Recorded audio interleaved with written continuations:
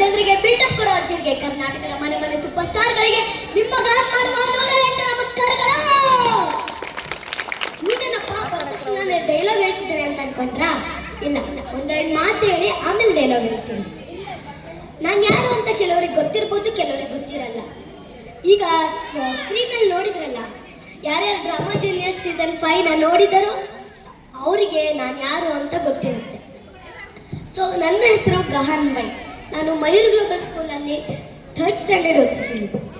ನಾನು drama junior season 5 contestant.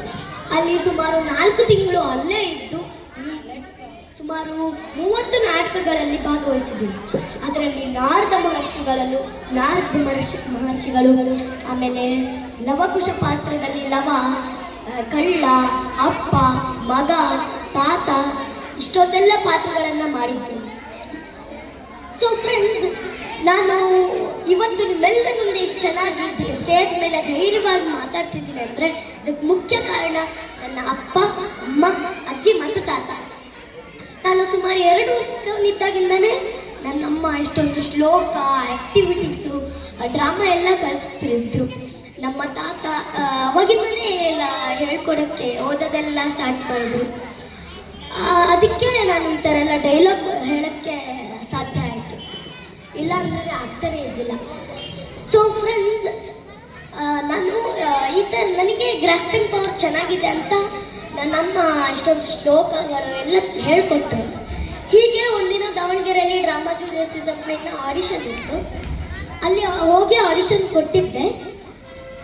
ಅವ್ರು ಏನೇನು ಕೇಳಿದ್ರು ಅಲ್ಲೇ ಹೇಳಿದ್ದೆ, ಆಮೇಲೆ ಸೆಲೆಕ್ಟ್ ಆದೆ. ಸೊ ಫ್ರೆಂಡ್ಸ್, ನಾನು ನಿಮ್ಗೆ ಏನು ಹೇಳೋಕ್ಕೆ ಇಷ್ಟಪಡ್ತೀನಿ ಅಂದರೆ, ಎಲ್ಲರನ್ನ ಏನಾದರೂ ಒಂದು ಕಲೆ ಇದ್ದೇ ಇರುತ್ತೆ. ಅದು ಸಂಗೀತ ಇರ್ಬೋದು, ಡ್ಯಾನ್ಸ್ ಇರ್ಬೋದು, ಡ್ರಾಯಿಂಗ್ ಇರ್ಬೋದು, ಸ್ವಿಮ್ಮಿಂಗ್ ಇರ್ಬೋದು, ಕರಾಟೆ ಇರ್ಬೋದು. ಒಬ್ಬೊಬ್ಬರಿಗೆ ಸ್ಪೋರ್ಟ್ಸ್ ಅಂದರೆ ತುಂಬ ಇಷ್ಟ ಇರುತ್ತೆ. ಸೊ ಇದನ್ನು ಪೇರೆಂಟ್ಸ್ ಮೊದಲು ಗುರುತಿಸಿ ಪ್ರೋತ್ಸಾಹ ಕೊಟ್ಟರೆ ಮಕ್ಕಳು ಏನಾದರೂ ಒಂದು ಸಾಧನೆ ಮಾಡ್ತಾರೆ ಮತ್ತು ಸಮಾಜದಲ್ಲಿ ಗುರುತಿಸ್ಕೊಳ್ತಾರೆ. ಈ ಒಂದು ಪುಟ್ಟ ಸಲಹೆನ ಕೊಟ್ಟು ನನ್ನ ಮಾತುಗಳನ್ನು ಮುಗಿಸ್ತೀನಿ.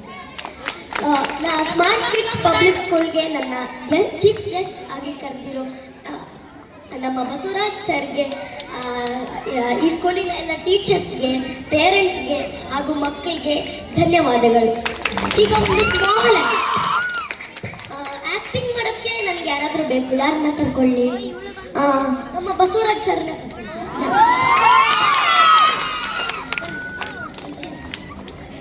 ಇವರದ್ದು.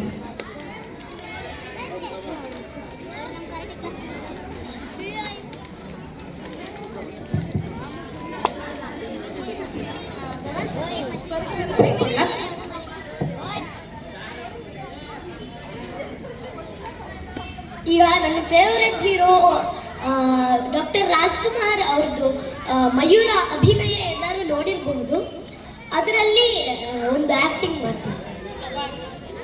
ಕಂದಿರ ಪಲ್ಲವ ಚಕ್ರೇಶ್ವರ, ಅರಳು ಹುರಿದಂತೆ ಮಾತನಾಡುತ್ತಿದ್ದ ನಿಮ್ಮ ವೀರರು ಕತ್ತಿ ಹಿಡಿದೊಡನೆ ಹೇಗೆ ಮೆತ್ತಗಾದರು. ಓಹೋ, ಸುತ್ತಮುತ್ತ ಎತ್ತ ತಿರುಗಿದರು ವೀರರು, ಧೀರರು, ಮೇಧಾವಿಗಳು, ಪ್ರತಾಪಶಾಲಿಗಳು. ಪ್ರಶ್ನಾವಳಿಯ ಸುರಿಮಳೆಯನ್ನೇ ಸುರಿಸಿ ಎದುರಾಳಿಯನ್ನು ನಡಗಿಸಬಲ್ಲವೆಂಬ ಭ್ರಮಿಸಿರುವ ಮಾತಿನ ಮಲ್ಲರು ಎಲ್ಲಿ?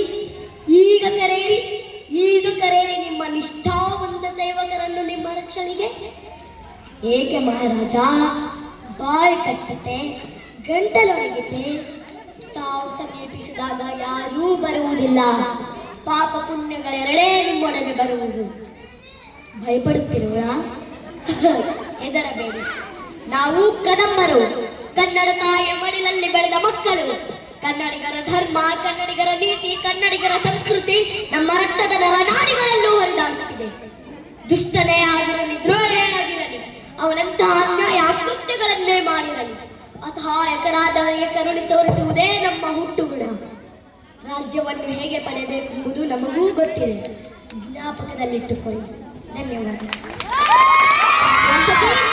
Special thanks to Mr. Basuraj sir for inviting me here. ನಮ್ಮದೇ ಆದ ಶೈಲಿಯಲ್ಲಿ ನಮ್ಮ ಶಾಲೆಯ ಬಗ್ಗೆ ಹಾಗೂ ನಮ್ಮ ಮಕ್ಕಳ ಬಗ್ಗೆ ಒಂದೆರಡು ಹಿತನುಡಿಗಳನ್ನು ಆಡಿದಂತ ಗಹನ್ ವೈಗೆ ಎಲ್ಲರೂ ಜೋರಾದ ಚಪ್ಪಾಳೆಯ ಮೂಲಕ ಅಭಿನಂದಿಸಿ. Fantastic acting on stage.